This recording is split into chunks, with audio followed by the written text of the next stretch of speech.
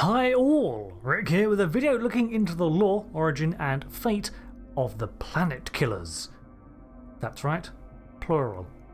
Encountered in 2267, the Planet Killer remains one of the most mysterious and powerful artifacts to come across Starfleet's path.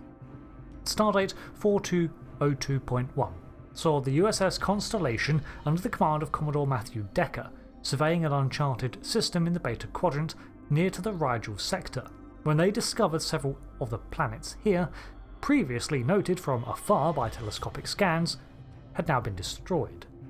Confused, the explorers set a course for the next system, L374, and found the culprit. Although several of the planets had already been destroyed, one was actively being consumed by a massive crystalline-looking tube, firing a beam of pure antiprotons into the planet to fracture it and siphon off the debris. The crew moved to make contact with this device, only for it to turn its deadly weapon upon them. The Constellation was immediately crippled and a dampening field erected to cut off communications. The attack took out the warp drive and damaged the craft's own antimatter reserves, depleting it of power. Any counterattack failed, as the solid neutronium hull of this planet killer was impervious to all known Starfleet weapons fire. With the ship about to be lost, evacuation was sounded and the escape pods rendezvoused on the third planet in the system, with only the captain of the ship, DECA, remaining behind to give them time to escape. The 400 made it to the third planet. However, the planet killer, after neutralizing the Constellation, turned back to its task of consuming worlds and devoured the refuge world, leaving Commodore DECA to helplessly watch his entire crew condemned. Not long after, he managed to break the dampening field and get a garbled distress call out, which the Constellation's sister ship, the Enterprise, responded to.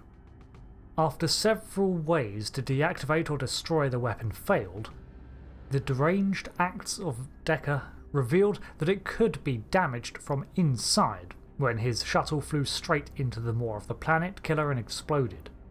Rigging the Constellation herself to blow, the Enterprise pushed the battered vessel into the open furnace of the Doomsday weapon and detonated its main engine in a warp containment breach.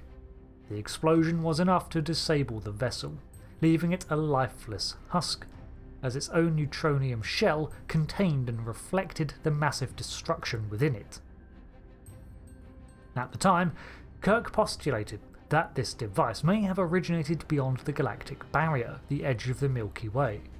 However, during Picard's time at his academy, he believed that this must be erroneous, as the weapon needed to consume matter to continue to function, and there was not enough between the galaxies for it to feed on.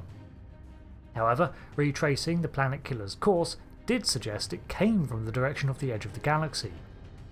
It's also been impossible to date them exactly either, with estimates placing them at somewhere between 1 billion to 50,000 years old. That's just a tiny margin of error, and highlights the mystery around these creations.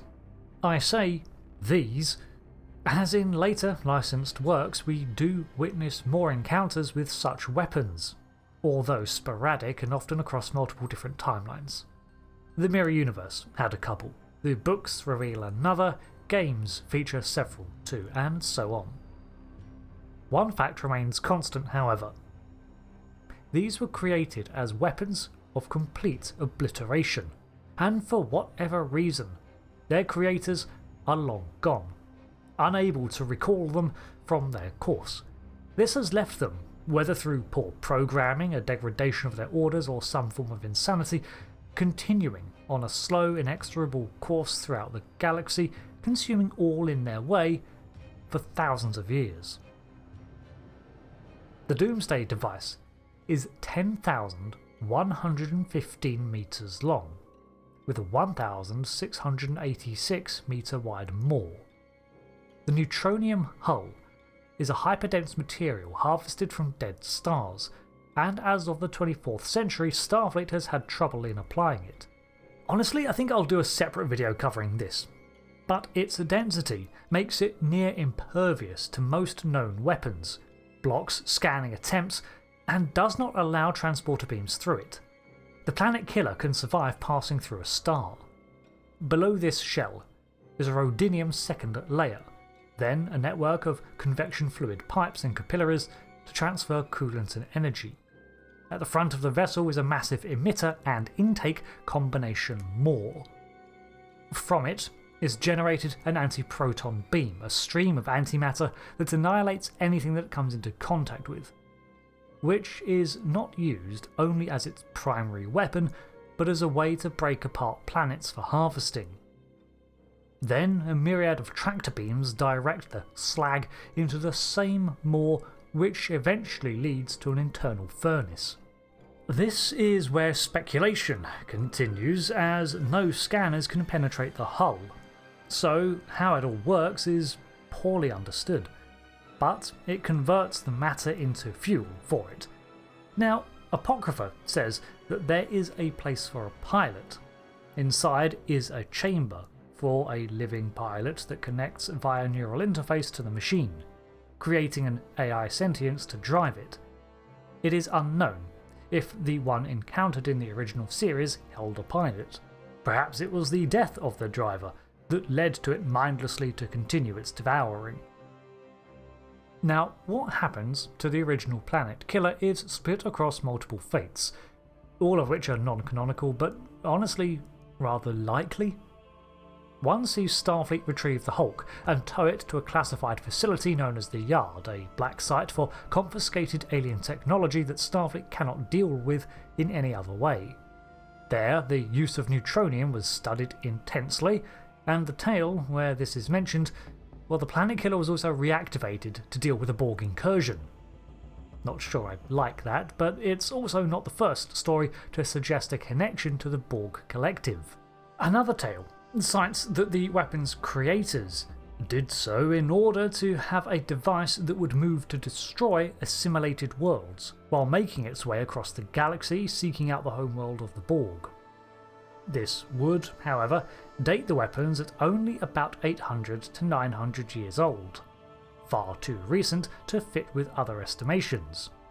This same story had a second planet killer, damaged from a conflict with the Borg, consume enough power to make a jump to warp 10, infinite speeds, to reach the Delta Quadrant, only for the pilot to die, meaning the ship would never disengage its warp jump. This basically means it scattered itself across all of known creation, never to re-emerge into real space ever again.